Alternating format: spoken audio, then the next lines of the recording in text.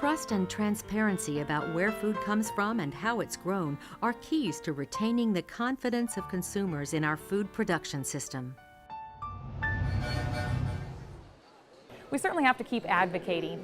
I think that as farmers and ranchers, we probably feel attacked a lot, but I think we really need to change that mindset. We're not being attacked as much as people have questions, they have concerns, they want to know more about how their food is grown and raised. And so I think as a farmer and rancher, you have to take that step to provide that transparency, to provide that information.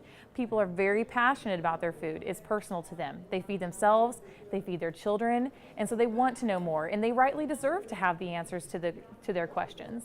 Erica Popplewriter is a Kansas farm wife who travels the country speaking on behalf of the U.S. Farmers and Ranchers Alliance.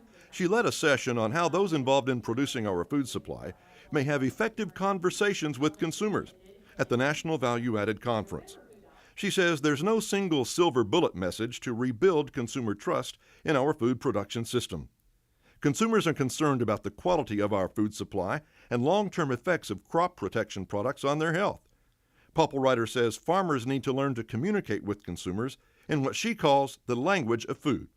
If we can think about the language of food rather than the language of ag, we will make it much further. When we talk about language landmines, we don't just talk about pesticides to a consumer. Rather, let's talk about how we're protecting that crop from pests and bugs and insects and trying to create and turn a healthy crop to produce some safe food. So we really just need to hone in on actually explaining what a product or a tool that we use in modern agriculture and what exactly it does in the language of food.